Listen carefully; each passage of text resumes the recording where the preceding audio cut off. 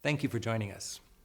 Frohe Weihnachten. Frohe Weihnachten. So we all know about St. Nicholas, but in Nrnberg, it's Christkind, Christ child. What happened to St. Nicholas? Okay, in former times, in times of Martin Luther, he was the reformator, and he didn't like the Catholic St. Nicholas, and so he introduced the Christkind as the bringer of presents for the children on Christmas Eve.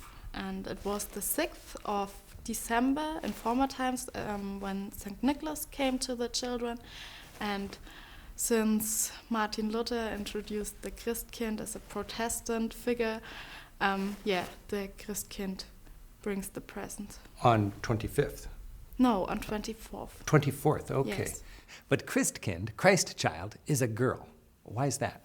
Yes, we make a difference between Christkind, it's like a Christmas fairy, and Christuskind. Christuskind is Christ child, and that's Jesus. Okay. And so the figure of the Christkind has its origins in the Rauschgoldengel. It's an angel, and it's the symbol figure of the market, of our Christkindless market in Nuremberg. So Martin Luther wanted the baby Jesus to give the gifts, but Jesus let the angel help. Yeah, that's About partly true. He wanted to celebrate the birth of Jesus Christ, and so it's on Christmas Eve, the present bringing, and it should be a party for Jesus. So tell me how you became the Christkind of Nuremberg. I wrote a letter to the government, to our city, and they had a lot of letters, and you had to write why you want to become Christkind, and they chose 12 girls, and they were published in the newspaper and on the internet, and then the citizens were allowed to vote, and the 6 girls with the most votes were invited in front of a jury, and they nominated me. Congratulations. For the Christkind. What's the most fun thing about being Christkind? Yeah, it's always very funny with children, of course, and they are very sweet and ask a lot of strange questions. And once they asked me, Christkind, when do you become a baby with Nicholas? Oh, when you will have a baby with St. Nicholas. Yeah. Ah. What's the most difficult thing about being Christkind? The most difficult part?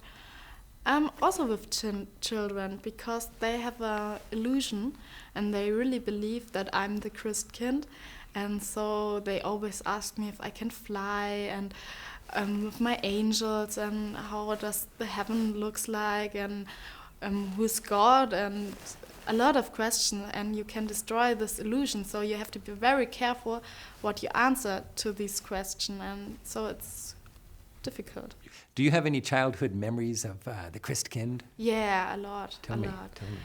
Every year I was at the Christkindless market. Yeah. We have an opening, and on the opening, the Christkind talks to the people.